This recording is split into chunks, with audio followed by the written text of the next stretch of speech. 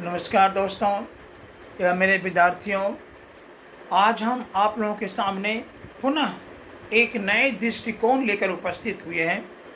अब हम विशेषकर अपने छात्रों के लिए एक सूचना देना चाह रहे हैं कि हमारी दो तरह की वीडियो बनेगी, एक सुविचार और एक आपके पाठ्यक्रम से संबंधित होगी। आज का विचार है, हम लोग चित्र देखते हैं और अच्छा से अच्छा चित्र बनाने का प्रयास करते हैं, लेकिन याद रखिए चित्र नहीं, हमें चित्र से ज़्यादा महत्व अपने चरित्र का देना चाहिए।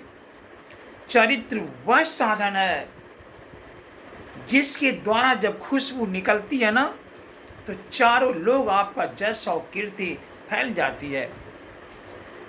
जिस तरह कस्तूरी का गंध चारों दिशाओं में फैल जाता है, सूरज की लालिमा चारों दिशाओं में फैल जाता है, ठीक उसी तरह से यदि हम अपने चरित्र पर ध्यान दें तो फिर चित्र की आवश्यकता नहीं पड़ेगी। हम लोग अभी चित्र पर विशेष ध्यान देते हैं, अपने आप को खूबसूरत बनने पर विशेष ध्यान देते हैं। चित्र का मतलब है खूबसूरती पर ध्यान देना। याद रखिए, रूप यौवन संपन्ना विशाल कुल संभव विद्याहीन न शुभमते निर्गंधाय विकिंसुका।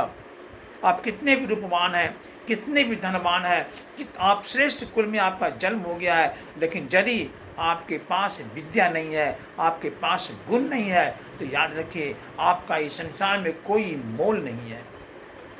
क्योंकि विद्या सर्वत्र पूज्यते, विद्या की पूजा सब जगह होती है। इसलिए मेरे विद्यार्थियों, विद्या ग्रहण कीजिए। और विद्या ग्रहण करने में याद रखिए, जब विद्या किसी को वरण करती है तो सबसे पहले उसमें नम्रता आती है। जिस व्यक्ति में नम्रता दिख जाए, समझ जाओ कि अब विद्या हमें अपनी ओर आकर्षित कर रही है।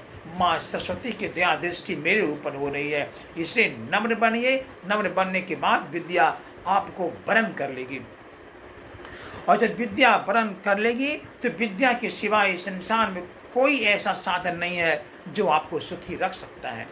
इसलिए हमें चरित्र पर ध्यान देना चाहिए, चित्र पर ध्यान नहीं देना चाहिए। यही मैं अपने सारे जो श्रोतागण हैं उनको मैं बताना चाहता हूँ। धन्यवाद।